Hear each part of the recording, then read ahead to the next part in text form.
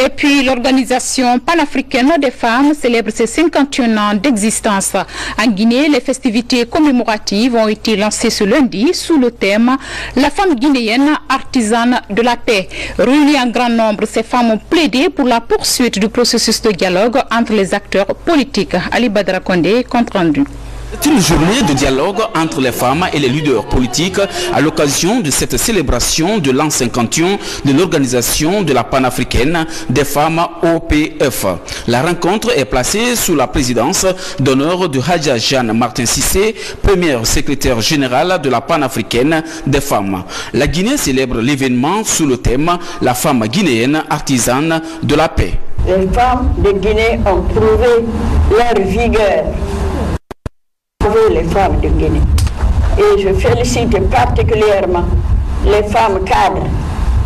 Quand je pense à leur vie, vraiment, je suis consolée et réconfortée. Cette célébration permet aux acteurs politiques de se regarder en face et de discuter cordialement des questions de paix et de quiétude sociale dans le pays. J'ai un cri de femme, un cri de mère.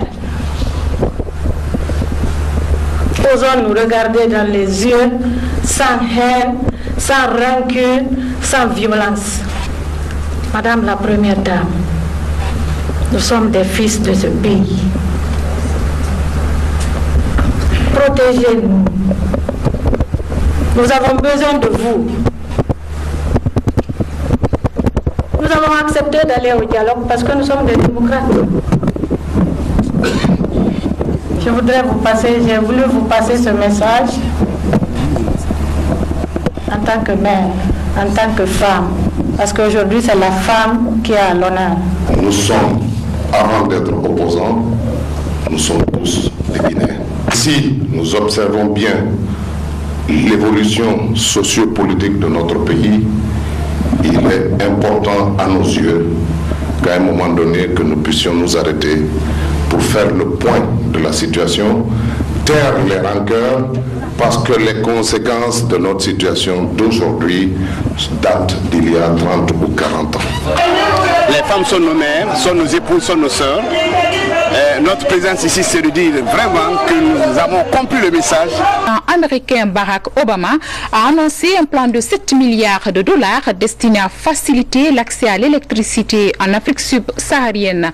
L'initiative qui s'étend sur 5 ans est baptisée Power Africa. Suivi. Fin de la visite de Barack Obama en Afrique du Sud. Accompagné par sa femme et ses 2 filles, le président américain s'est recueilli dimanche au bagne de Robben Island, dans la cellule où Nelson Mandela a été emprisonné durant 18 ans. Barack Obama a appelé la jeunesse africaine à s'inspirer du héros de la lutte anti-apartheid, toujours entre la vie et la mort, dans un hôpital de Pretoria. Nelson Mandela nous a montré que le courage d'un homme peut changer le monde.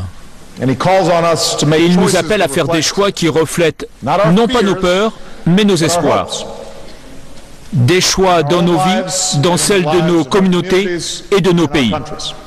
Au Cap, le président américain a invité les pays africains à ouvrir un nouveau chapitre avec les États-Unis, moins basé sur l'aide mais sur un véritable partenariat économique. Barack Obama a convié les dirigeants africains à un sommet à Washington en 2014 et annoncé un plan de 7 milliards de dollars destiné à doubler l'accès à l'électricité en Afrique. En partenariat avec les pays africains, nous allons développer de nouvelles sources d'énergie qui vont permettre de raccorder un plus grand nombre de foyers dans les villes, mais aussi dans les campagnes. Nous allons soutenir une énergie propre qui nous protège du réchauffement climatique. Barack Obama s'est envolé lundi pour Dar es Salaam en Tanzanie, dernière étape de sa première tournée en Afrique. Un voyage d'1 semaine dont la vocation première aura été de renforcer la présence américaine afin de contrecarrer la poussée chinoise sur ce continent prometteur.